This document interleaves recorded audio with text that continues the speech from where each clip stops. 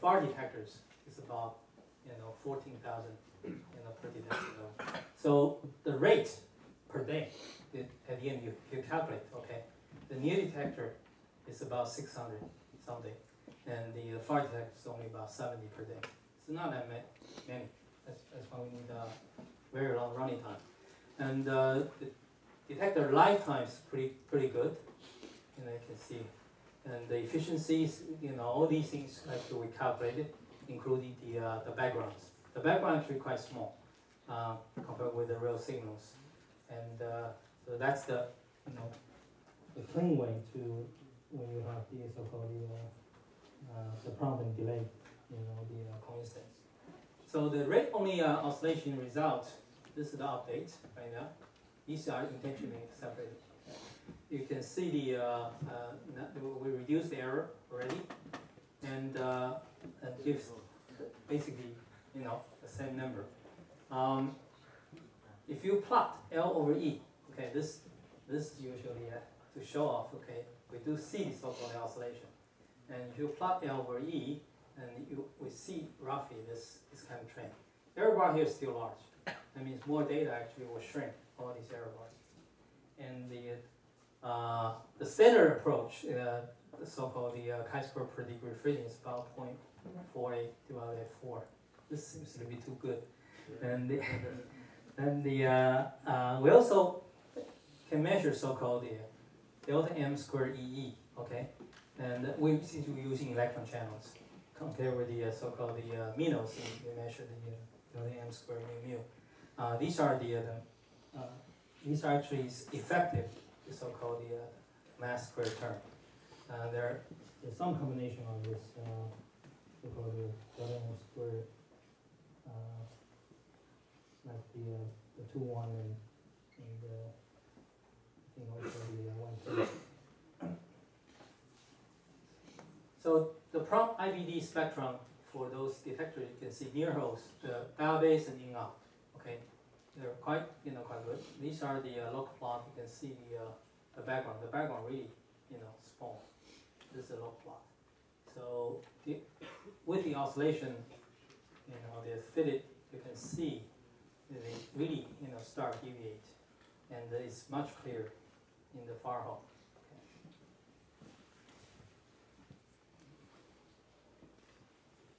Also, the reactor is not on all the time. It's complicated.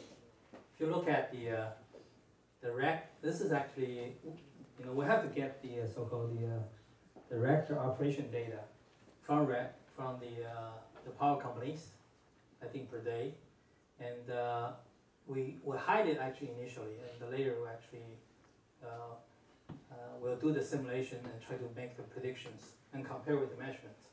So you can see the EH1, okay? There are bumps, and you can also see this one shut off. This is very close to the IAMS. It's called D1. There are 2 cores. D1's off. And the EH2, there's a link out. Link out, there's 4 reactor cores. L2 on. You can actually see it here.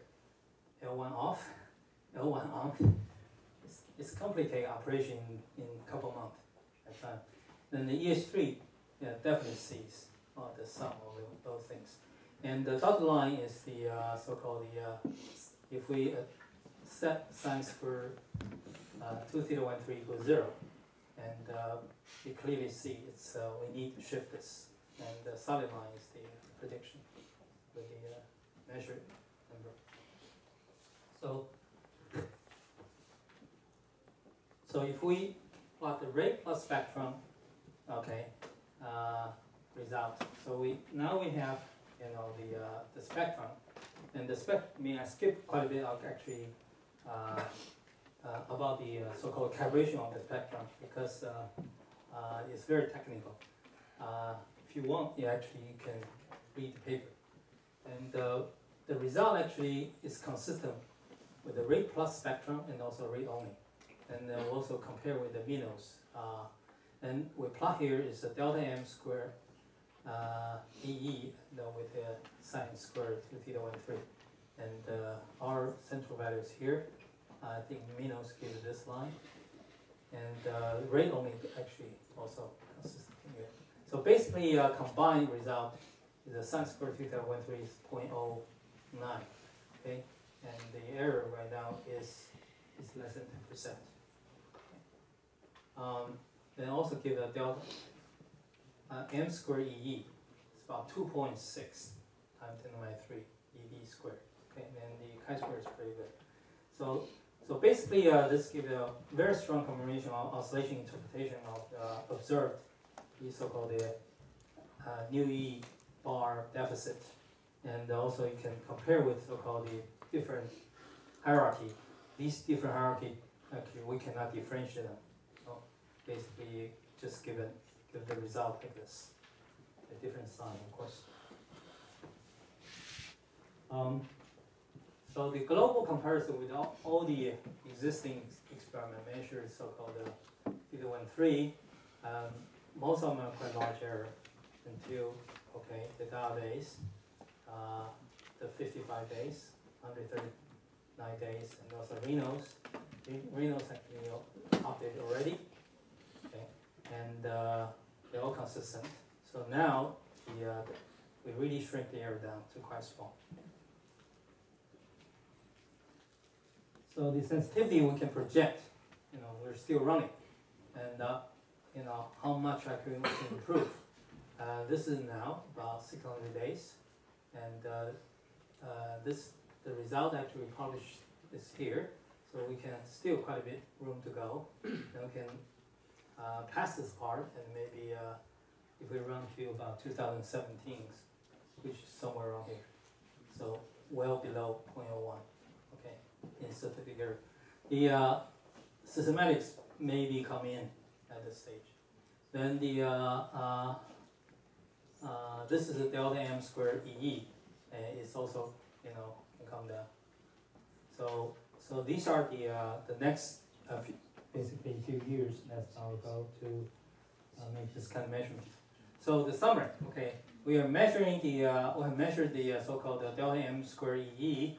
And this is, a new measurement, and it's about 2.6 times 10 to the minus 3 EV squared, and also the improved sine squared 2 theta 13, 0.09. We still have other analysis. We will measure the measurement of absolute reactor flux. Even though the reactors, they may not care, but for the neutrino experiment, future neutrino experiment actually cares about so-called the absolute reactor flux. So far, the reactor flux only know to about maybe 5%, and I think we have statistics to 1% level. So it will be a very good measurement, I think, to address the even their so-called potential reactor anomaly problem. Different model actually predict very differently, and at least 3% differences. Then the constraints on the non-standard neutrino model, we think we may have some sensitivity to, for example, to Stern neutrino constraint. The significantly increase the so-called precisions with the more than 2 years running. Flux model comparisons, there's a generic neutrino spectrums. So these are actually I think the physics we could do with this detector and data. All right. So what's next? I think I have a few more slides. After Dabe, what we can do? We only measure theta 13, and then we have some sensitivity to delta m squared, say EE, but can we actually really resolve the sign of delta m squared? And we need new experiment. And the new experiment actually, if you look at this plot, database over here in distance, kilometer. Camelin actually sitting here.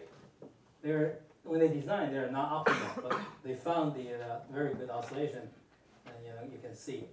So if we choose somewhere around 60 kilometers with this kind of the current knowledge, you're probably sitting right at the minimum. So we call Dabe 2 actually right now. We change the location, so we actually call Juno. So this is one of the future, the next generation experiment. The possible site, the site 1 is the one we chose. Site 2 has the Dabei, Huizhou, and Lufeng. There's a complication when you have too many vectors, and especially when we try to measure so-called delta M square. I'll show you, okay, the conceptually how we measure it. With this configuration, it's much simpler. So this is actually somewhere, it's like a triangle. You see, it's about 60 kilometers away from so-called Yangjiang and Taishan. So the reactor power is very similar, and these two are actually under construction right now. The possible concept. How do we do it? It's we need a very huge. We need a 200,000 tons liquid centimeter. This is 34.5 meter in diameter. It's a big ball, okay? And this is a liquid center. Then of course we'll have some phototubes, probably huge number, about 20-inch phototubes. And there's also outside we need a veto. Everything sitting in the water shield. Okay. So this is conceptually, okay. How do you build this one? Nobody has done before. So it's a problem. Okay. It's a design. Okay. How do we design this? Anyway, right now we're actually going through this cycle. It probably take at least 1.5 to 2 years to get some good conceptual design. The expected signal, okay, you can see it's sitting, the energy is like this, versus number of events. The difference, of course, between the inverse hierarchy and normal hierarchy is sitting on top. The difference is there is a phase shift, okay, in here. So if you have a very good resolution, then I think we require to better than 3%. Dabei right now, I think we only have down to about maybe 5%, 5-6% level energy reserve. 3% is very challenging. But anyway, then it's possible, okay, if you do the ratios, then you will see this oscillation pattern. Okay, this, of course, this is a conceptual. But since, okay, this is the one method, okay, it's possible to have a very good detector, very, good resolution, then you can see this oscillation pattern. Then we can actually sort out the sum of this mass difference. Okay, I'll end my talk here, and then of course after the mass hierarchy, you probably will go for the so-called CP evaluation, and of course there are many questions. Okay, especially when you go to the CP evaluation, meaning, for example, where have all the antimatter gone? Do we have any anti-galaxies in the universe? And how can we exist?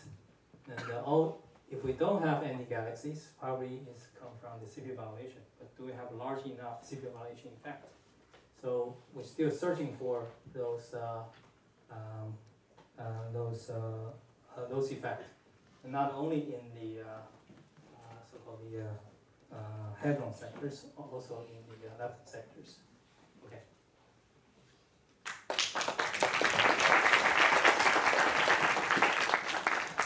Thank you very much. Thank you very much. This excellent summary of the neutrino oscillation, the science. Okay, questions.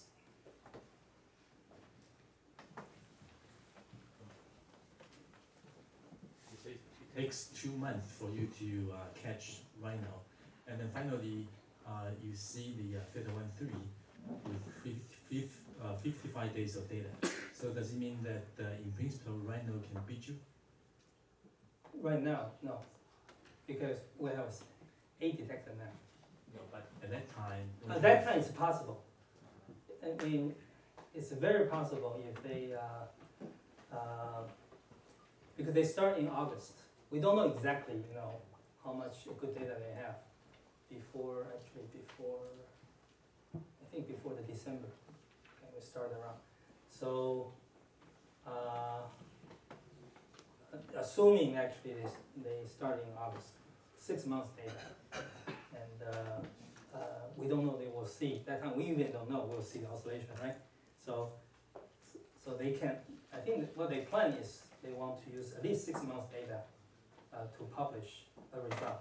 It's possible, just a limit. Okay. So we decided we want to use about the same amount of data in certificates and try to publish it as soon as possible.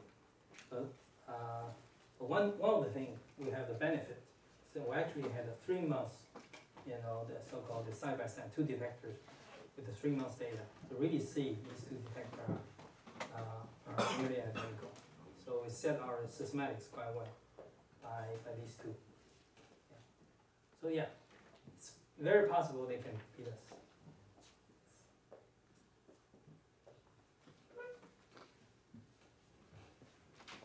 So the design of diode is quite different from supercomputer content. Yeah. So their phototube somehow are Closely packed. So Yes. what's the design of the diode? Why this kind of sparse? So already have good enough Oh, it's energy cost. resolution. It's a cost, right? The cost and time. Okay.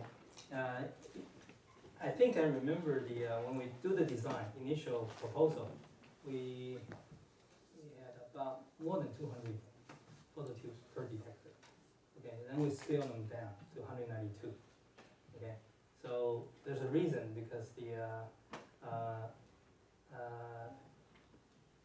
from the simulation, okay, unless we are fully packed, otherwise the resolution will not be, that great. So, but we still can get to pretty good resolution, right? Which I should show that. So when we scale it down, also speed up the delivery. So and also reduce the cost. So there's a trade. You can see the Juno was basically fully packed. So it's very expensive.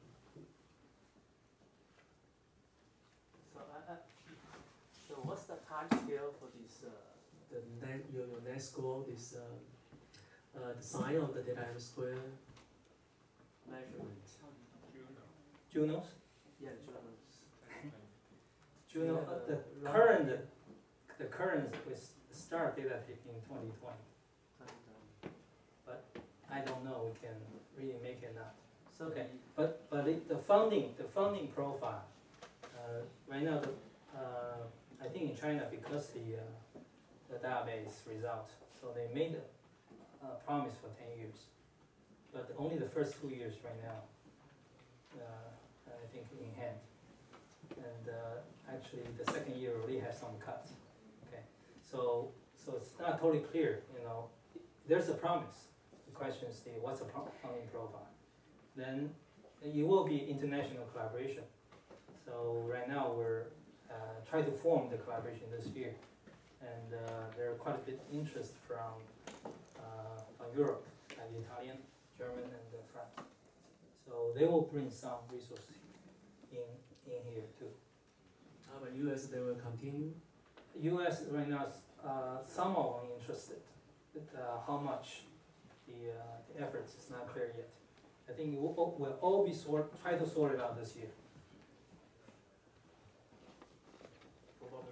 No more questions from students? And the U.S. problem is U.S. has this long baseline neutrino experiment. Okay, very expensive long baseline, and so there are many institutes they already signed up on that one. no questions from students? You mentioned that there's a seasonal mechanism that might produce a heavier object called stereo neutrino. Oh no. May not.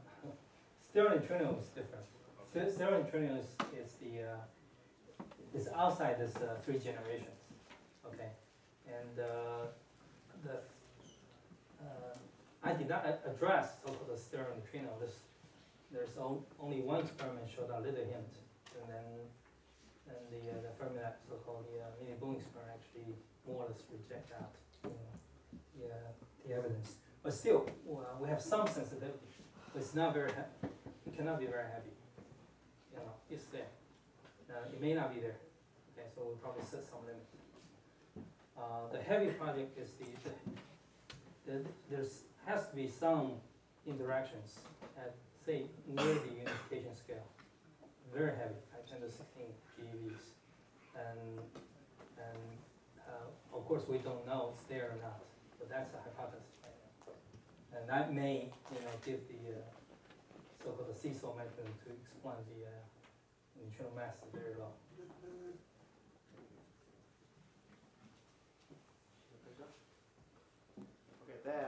Let's thanks, the speaker again. Very nice talk.